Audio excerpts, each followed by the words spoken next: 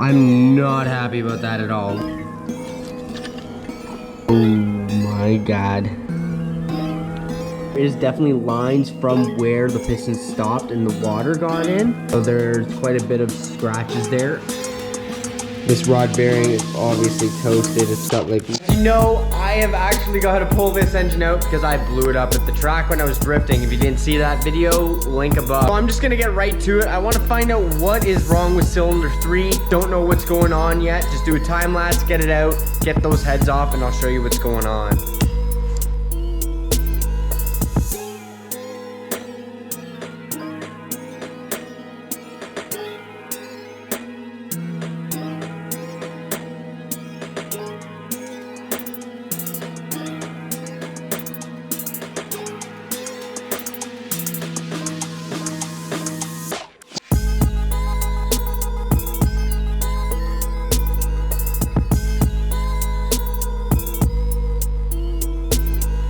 Sweet, got the engine out.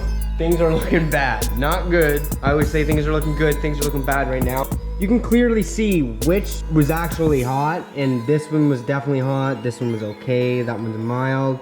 Then going over here, you can see this guy got real blue hot, which is the dead cylinder, the number 3, and then so on and so forth. So what I'm gonna do here is I'm going to tear this down and see what happened inside the engine.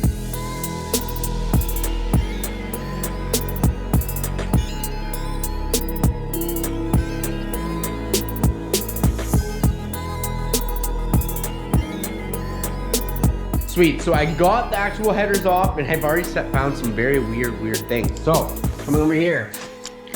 No water, no water, water, no water, no water, water. Like, we're talking lots of water in these cylinders. 1 and 2, I've got lots of water in there. Exhausts normally do have a lot of condensation going on, so that is fairly normal, but for having them in just 2 cylinders, that's kind of weird, and having so much volume of water, that's a little weird. So I'm just gonna continue on and rip this intake off and then take the heads off.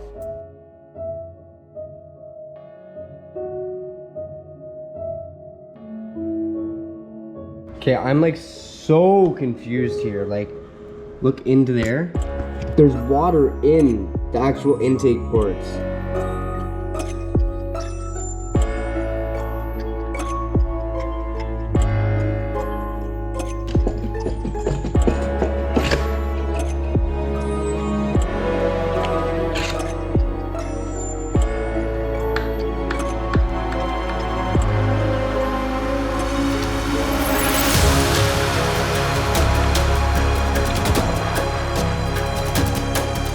Okay, honestly, what the hell? Like, I'm not happy about that at all. Literally, the thing is full of water. Looks disgusting. The cylinder walls are looking trashed from the rust. Oh my god, this is terrible. I don't know how so much water got in there. All right, so that was the side. So this cylinder was 2, 4, and then 6. 2 was 100 PSI. 4 was 50 PSI, and 6 was 100 PSI. All right, so now I'm gonna pull the head that was the issue from the beginning, and I'm thinking that the center hole here is gonna be a big problem, and we will finally find out what's going on in here. But honestly, like, I don't know what happened with all that water in the engine. It honestly might have been when I was doing the leak down test, and there might have been air in my freaking air lines in the shop. I'm thinking that was it. I'm gonna have to definitely check the front engine and make sure there's no water in there as well. I don't know if it was because it sat outside for the one track day and it was raining, but it was covered, so I'm gonna check that out later. All right, so I guess I'm gonna pull the pistons out and rods and see what's going on.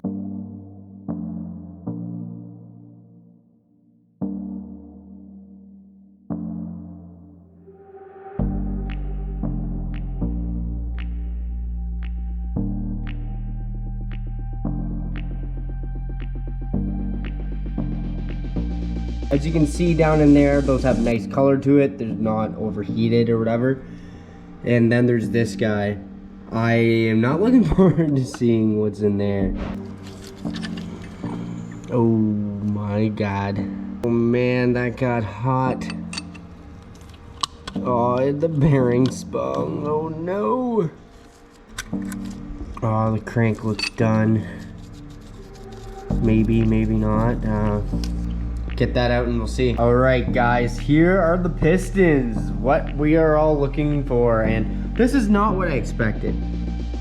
This is a spun rod bearing, and she got really hot. As you can see, she's cooked. I think that rod is actually going to be toast and garbage, so I've already gotten a price on a new rod. It's 260 bucks for a new one, 4 weeks wait. So I'm glad I'm actually doing this now, because I know things take a long time to build engines, because things take time to get custom made, because these are custom rods, so they're gonna have to get pre-made. I'm gonna check that today and make sure everything's circling there, and if it's not, I'm fully willing to get a new rod, because there's no point in slouching on such a setup. Number 1 piston's fine, number 2 piston's fine, number 3 piston. This is where we had a problem, remember? As you can see, it was hitting the side of the cylinder pretty bad, and also the ring is broken. So this is a broken ring. What happened was, I think it detonated. It crushed right here, actually bent part of the detonation part on the cylinder. So as you can see, it kind of crushed the piston right in here, and then therefore pinched the ring and broke the ring, and that's why I had no compression at all in this cylinder. So that's fun. Need a new piston as well. And up here, as you can see, there's a little tiny line here, and that is not on any on the other pistons, so I'm not sure. That could be valves actually hitting the piston. I hope not, but I'm gonna check the head as well. So as you can see in here, all the bearings are very good on the rod bearings, except obviously the one I showed you, which is this one. This rod bearing is obviously toasted. It's got like literally a ledge.